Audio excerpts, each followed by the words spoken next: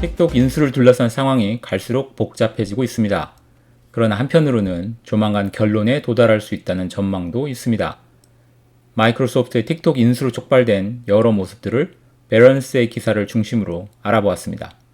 제 첫 번째 영상인 마이크로소프트의 틱톡 인수를 먼저 보시면 더 좋으실 것입니다. 현재까지의 흐름을 먼저 뒤집어 봅니다. 틱톡을 미국에서 쫓아내겠다는 트럼프의 입장에 마이크로소프트가 인수하겠다고 나선 것이 8월 3일경입니다. 트럼프는 자신이 큰 역할을 했으니 인수하는 업체는 미국 정부에 일부분 돈을 내라고 했죠. 그러면서 틱톡을 쫓아내는 시한을 9월 중순으로 못 받고 그 안에 인수를 끝내라고 했습니다. 이에 마이크로소프트는 충실히 협상을 진행하겠다고 발표를 했죠. 틱톡에게 밀렸던 페이스북은 틱톡과 동일한 서비스 인스타그램을 통한 릴스를 8월 6일 론칭했습니다. 그리고 당연히 틱톡이 미국에서 퇴출되기를 희망하고 있습니다. 한편에서는 뜬금없이 오라클이 틱톡을 인수하겠다고 밝혔습니다. 한 번도 소비자 상대 사업을 해본 적이 없는 소프트웨어 기업인 오라클이 인수전에 뛰어들어 다들 의아하게 생각했는데요. 틱톡의 모 회사인 바이트댄스의 투자자인 제너럴 애틀랜틱과 세콰이어 캐피탈 등이 오라클 인수에 끌어들인 것으로 알려졌습니다. 특히나 오라클의 창업주인 레리 앨리스는 자신의 저택에서 트럼프의 기부금 모금 행사를 열 정도로 가까운 사이며 트럼프 또한 틱톡 인수전 참여에 대해 오라클과 앨리스는 훌륭하다며 긍정적인 반응을 보였습니다. 상황이 복잡하게 돌아가는 와중에 틱톡은 미국 정부 결정에 소송을 제기했습니다. 미국 내 사업을 못하도록 금지한 것에 대해 법원의 판단을 받겠다는 것입니다.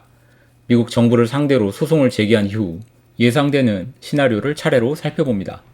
첫째는 바이트댄스가 틱톡의 미국 사업을 그냥 지속한다입니다. 이상하게 들릴 수 있지만 트럼프 행정부는 미국 내 서비스를 문 닫거나 미국 회사에 팔라고 명령했지만 바이트댄스는 이런 명령은 미 헌법 5조에 반하는 내용이라고 LA 지역 법원에 소송을 제기했습니다. 결과가 어떻게 나오든 이는 바이트댄스에 좀 더 많은 시간을 줄 것은 분명합니다.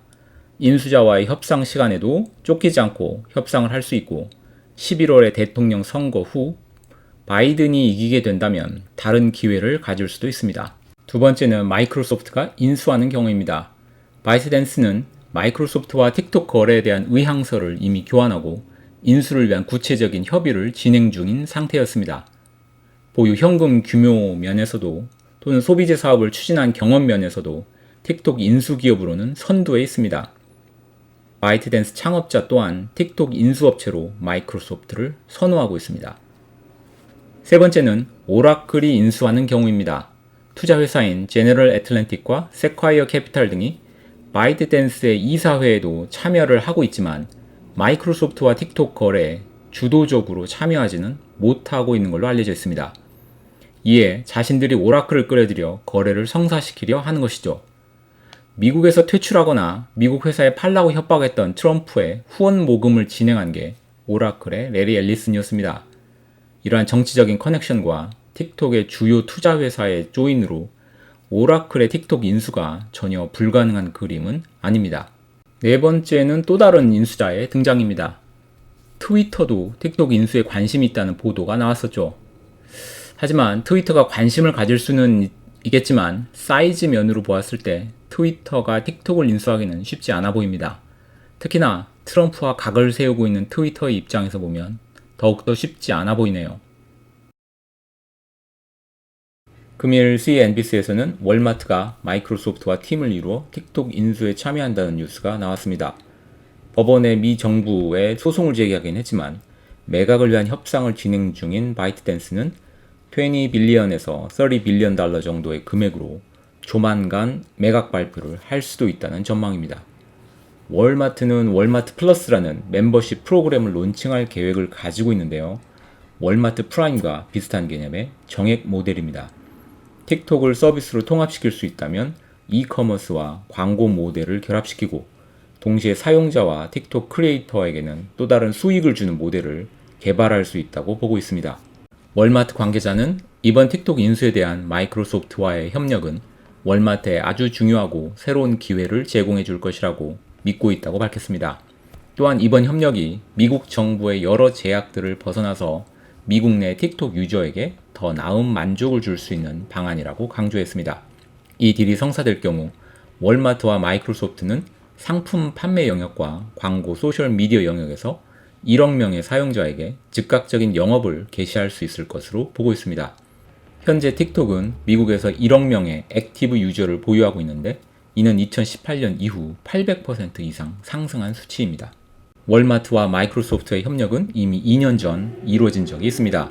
월마트의 제3자 판매자가 마이크로소프트의 클라우드 인프라스트럭처를 이용하게 한 적이 있죠.